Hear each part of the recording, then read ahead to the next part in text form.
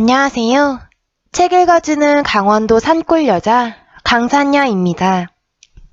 지난번에 이어 오늘 읽어드릴 책은 에미 라자르의 자기 앞에 생입니다. 새벽에 울린 초인종 소리에 로자 아줌마가 화들짝 놀랄 수밖에 없었던 사연에 대해 들으시고 감상평을 댓글로 남겨주세요.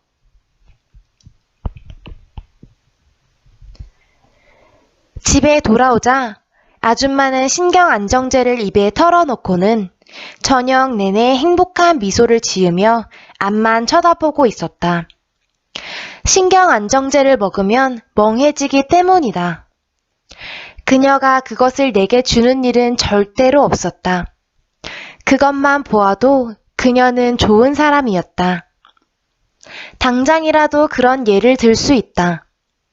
슈르크프 거리에서 창녀의 아이들을 돌보는 소피 부인이나 백작의 미망인이라서 백작 부인으로 불리는 어떤 여자는 하루에 10명까지도 돌봤는데 그 여자들은 우선 아이들에게 신경안정제를 먹인다는 것이다. 로자 아줌마는 믿을만한 소식통으로부터 그 얘기를 들었다고 했다.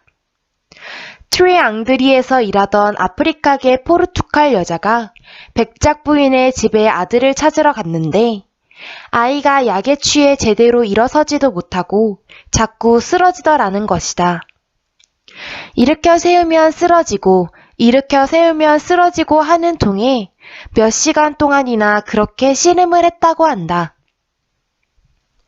로자 아줌마의 경우는 정반대였다.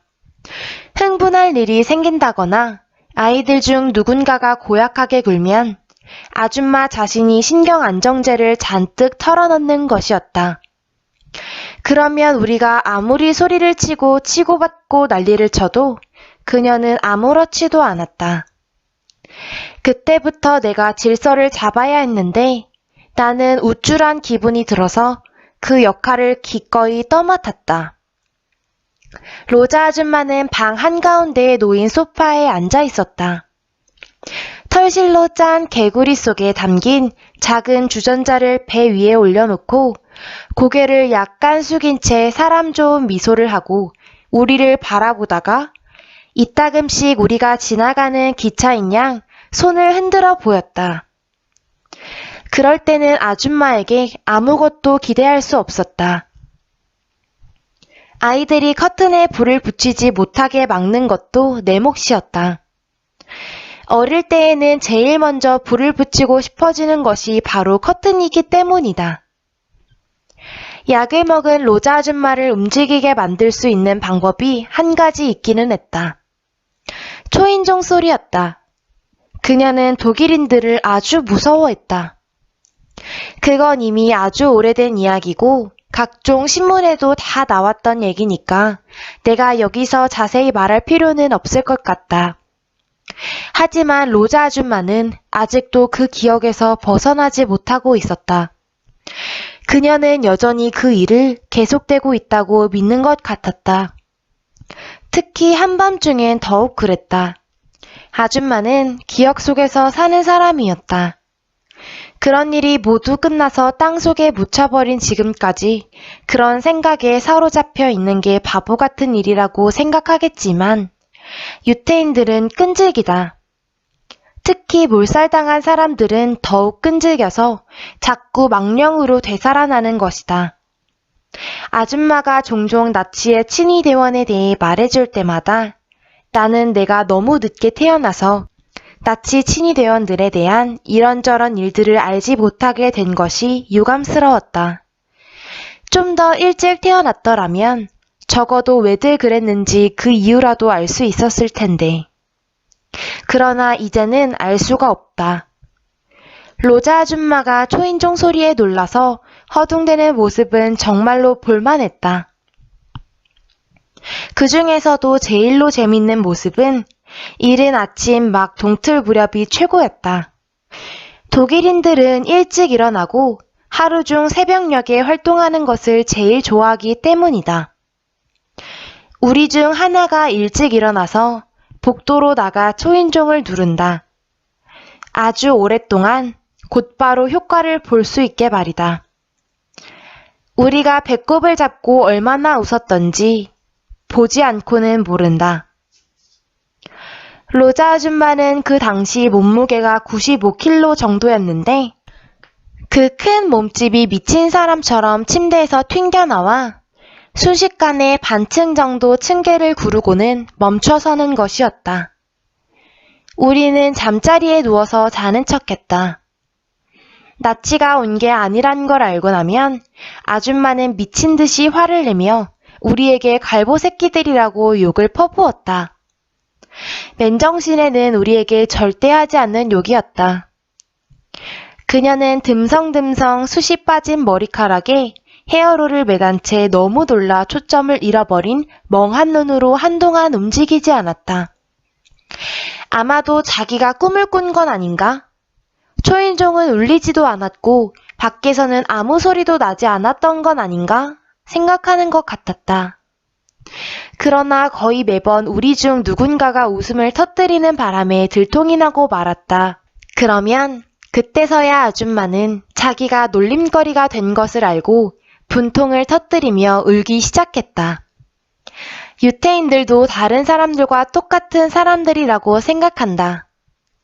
그 때문에 그들을 비난해서는 안 될 것이다.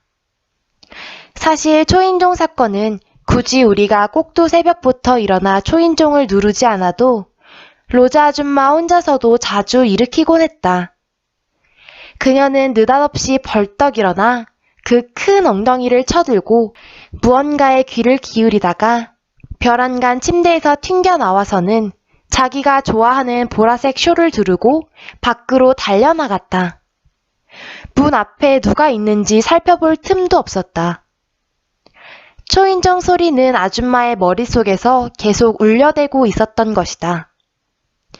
그게 제일 큰 문제였다. 이따금 그녀는 몇 계단 또는 한 층을 넘어질 듯이 달려내려가고 또 어떤 때는 지하실까지 달려내려갔다. 영광스럽게도 나는 그곳을 처음으로 본 사람이다.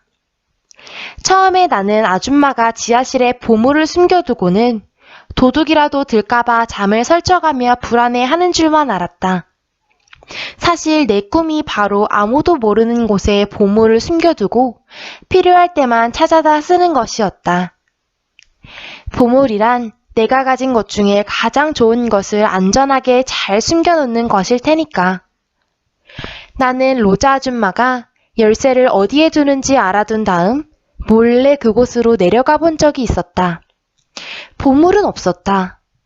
지하실엔 가구들, 변기통, 정어리 통조림들, 양초들, 그리고 그곳에서 지낼 때 필요한 잡동사니들이 수북히 쌓여 있었다.